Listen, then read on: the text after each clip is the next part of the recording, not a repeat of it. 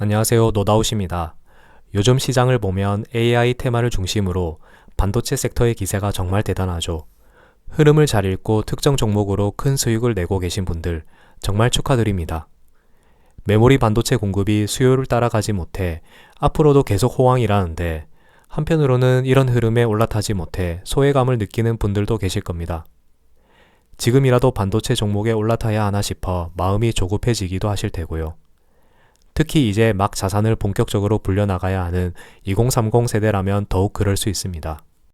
물론 개별 종목으로 높은 수익을 내는 것도 투자의 큰 즐거움입니다. 하지만 저는 그 어떤 좋은 종목들보다도 먼저 S&P 500 같은 시장 지수를 베이스 자산으로 깔고 가는 게 투자의 순서라고 생각합니다. 요즘 같은 불장에서 종목만 잘 골라도 지수 수익률은 단숨에 압살하는데 뭐하러 고리타분한 지수 투자를 해야 하나 싶으시죠? 왜 굳이 지수 투자라는 먼 길을 가야 하는지, 그럼에도 불구하고 왜 그것이 부자 되는 가장 빠른 길인지를 지금부터 알려드리겠습니다. S&P 500 지수는 시장의 평균입니다. 직접 고른 개별주가 지수보다 수익률이 낮다면 여러분은 소중한 시간과 에너지를 낭비한 셈이지요. 물론 지수보다 높은 수익을 내셨다면 정말 축하드립니다. 오늘 저녁에 소고기 사드세요.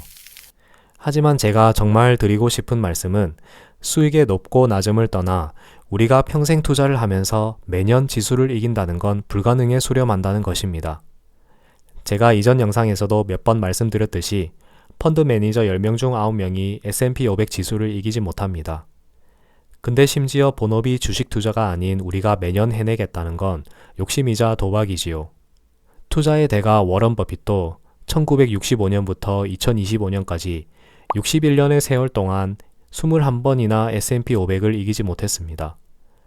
버핏 할아버지는 자산이 워낙 크셔서 수익률이 지수보다 낮거나 가끔 실수를 하셔도 쉽게 복구가 가능하지만, 우리 같은 개미들은 지수를 이기지 못한 해에 하필 큰 돈을 태웠다면 복구 불가능한 손실을 볼 수도 있습니다.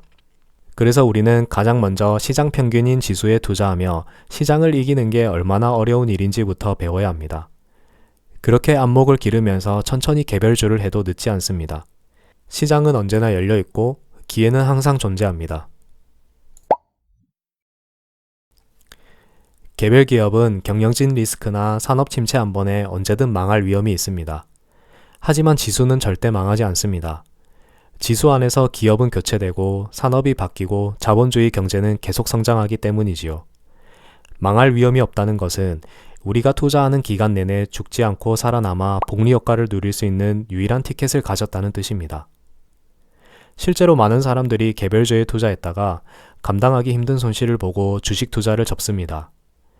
하지만 제가 지난 영상에서도 강조했듯이 투자의 가장 큰 리스크는 투자하지 않고 시장을 떠나 있어서 수익을 누리지 못하는 것입니다. 지수에 투자한다면 폭락이 와도 결국엔 우상향한다는 믿음이 있기 때문에 시장을 떠나지 않고 계속 붙어있게 해줍니다.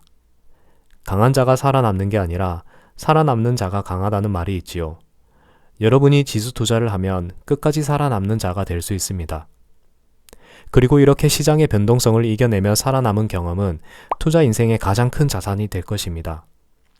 혹시라도 여러분이 나중에 개별주에 투자했다가 실패한다 해도 여러분의 계좌에 지수 ETF가 국밥처럼 든든하게 받치고 있다면 우리는 투자를 접지 않고 언제든 다시 시작할 수 있지요.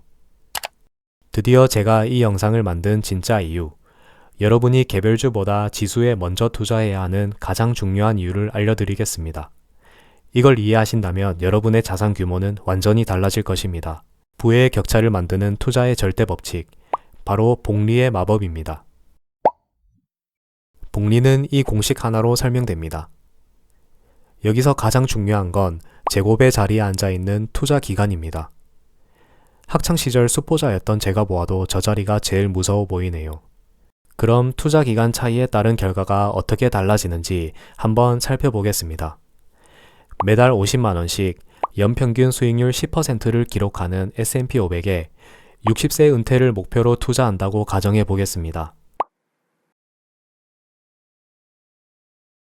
먼저 40세에 지수 투자를 시작한 길동이를 보겠습니다. 20년 동안 총 원금 1억 2천만 원을 넣어 약 3억 8천만 원을 손에 쥐게 됩니다. 수익률 219%, 훌륭한 성적입니다. 그 다음 20살에 지수 투자를 시작한 기영이는 어떨까요? 원금은 2억 4천만 원으로 40세에 시작한 길동이의 2배이지만 최종 자산은 무려 31억 6천만 원이 됩니다. 원금은 겨우 2배 차이인데 결과는 8배 넘게 차이가 나지요. 그런데 이게 끝이 아닙니다. 여기에 연 1.3% 수준의 S&P 500 배당금을 쓰지 않고 그대로 재투자하면 어떻게 될까요? 연 수익률은 11.3%로 올라가고 마법은 그때부터 시작됩니다. 40세에 시작한 길동이는 최종 자산이 4억 8천만 원으로 늘어납니다.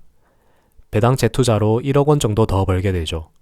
하지만 20세에 시작해 배당 재투자까지 더한 기영이의 계좌는 무려 48억 3천만 원으로 불어납니다. 배당금을 재투자했느냐 아니냐의 차이만으로 16억 원이 넘는 돈이 더 생기는 겁니다. 40세에 시작한 길동이보다 자산이 10배나 더 많아지게 되죠.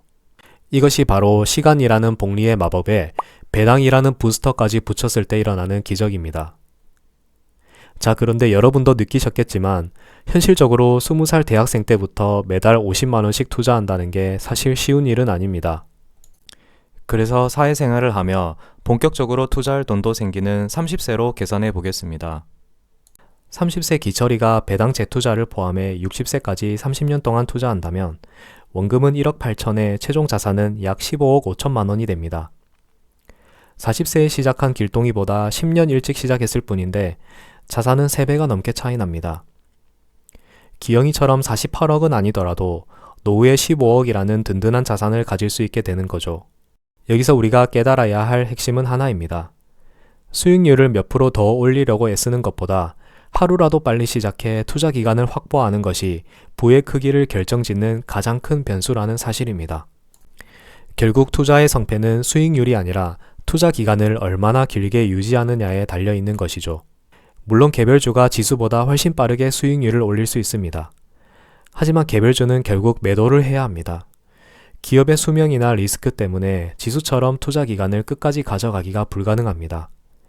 매도하는 순간 우리가 쌓아온 투자 기간은 0으로 초기화되고 그 즉시 복리의 마법은 중단됩니다. 오직 지수만이 우리가 은퇴할 때까지 투자 기간을 늘려갈 수 있는 유일한 자산입니다. 그러므로 높은 수익률을 쫓는 개별주 투자보다는 복리를 온전히 누릴 수 있는 지수 투자가 먼저여야 합니다. 더 이상 말이 필요한가요? 투자 기간을 확보하기 위해 하루라도 빨리 지수 투자를 시작하세요.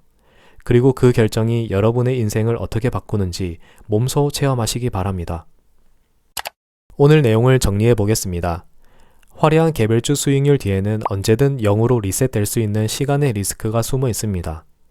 하지만 지수 ETF는 시간에 투자한다면 별다른 노력이나 위험 없이 여러분의 자산을 무한정 늘려줄 수 있습니다.